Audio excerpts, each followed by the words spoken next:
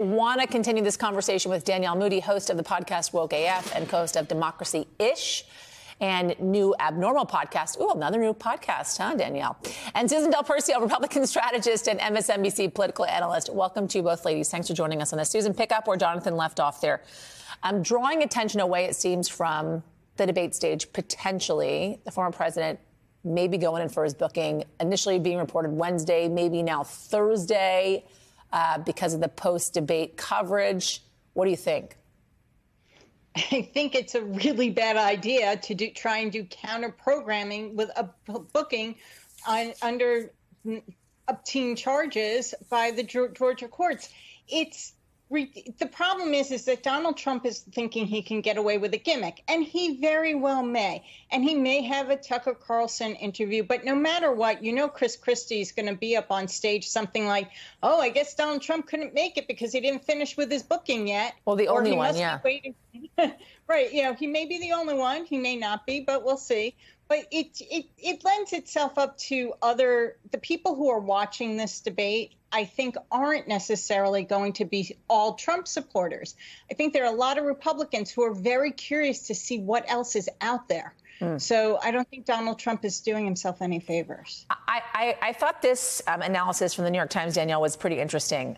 You would think that if Trump were in fighting form, he would want to be on hand to keep the pretenders to his throne in line, or more precisely, to humiliate his critics face to face. Do you agree with that?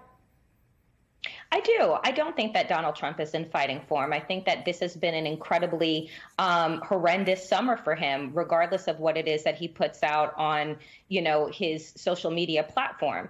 I think that the reality is that Donald Trump doesn't have anything to offer voters aside from his own personal grievances. And so even if he was on that debate stage, the reality is that when was the last time you heard Donald Trump talk about a policy that had to do with the American people and not trying to grift from them? When was the last time you heard Donald Trump talk about the economy or climate change or any issue that didn't revolve around Donald Trump? And so this counter-programming is going to do just that, show the voters that he's not a serious candidate and he's not serious about America. He's serious about staying out of jail.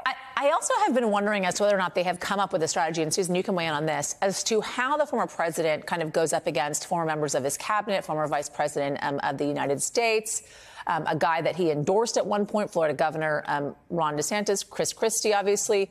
How does he do that? Right? How does he make sense of that on the debate stage? Well, he doesn't have to. He's Donald Trump. That's the way. He doesn't roll that way, and his supporters have forgiven him time and again. And I really want to play more on what Danielle was talking about Donald Trump really only running on, I was cheated out of an election strategy, campaign strategy, because you will have other candidates talking about serious issues, I believe. They don't want to just talk about Donald Trump either. My guess is that, Bret Baier would kind of ask the question, Donald Trump, should he be indicted? Maybe a follow-up, and then that's it. Otherwise, they are going to be talking about the economy and climate change and foreign policy. So it is a chance for, again, these viewers who are going to be watching, wanting to see, could they get behind someone else? And they can decide. What is the effect, Danielle, of such a huge debate stage, by the way, so early on? Right. We're looking at Miami Mayor Francis Suarez, former Congressman Will Hurd as well. They've both claimed that they have not qualified, although it's unclear if they've really met that threshold. You're looking at, I believe, right now, 9 candidates that are going to be so far on that debate stage. What does that do to the folks that are running for president?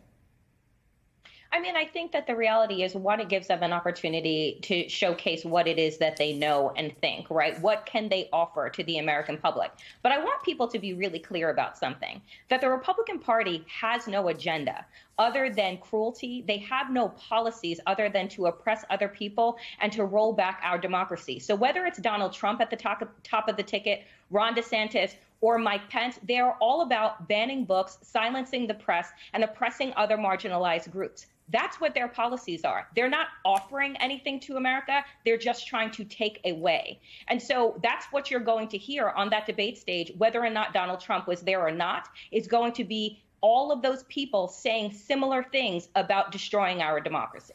I think, Susan, it's interesting, right? This leaked DeSantis memo. And let me read a part of it for you. While the memo calls on DeSantis to defend Trump from Christie's attacks, it also urges DeSantis to convey himself as a leader best positioned to carry, quote unquote, the torch of Trumpism forward, right? All that aside, though, I'm actually going to be curious to hear how DeSantis is kind of defending his actions, especially when it comes to abortion in the state of Florida, considering how popular abortion rights are in this country right now and how unpopular the actions of the Florida governor, along with many leaders of conservative states, have been so far. Well, Yasmin, that is such a great question, because as we know that Governor DeSantis did pass a 15-week abortion ban before he was reelected governor. And then after he became governor, he put in a 6-week abortion ban, which is basically banning abortions. Let's not make any, mess about that. So he's now going to be asked, do you support a 15-month abortion ban? I don't know what he's going to say, but I know no matter what he says, he is going to lose any center-right Republican, independent or Republican, with going with 6 weeks. And it'll be interesting to see how other candidates respond to that. Yeah, it certainly will. Danielle Moodie, thank you. Susan Del Percio, thank you as well. Great to see you both.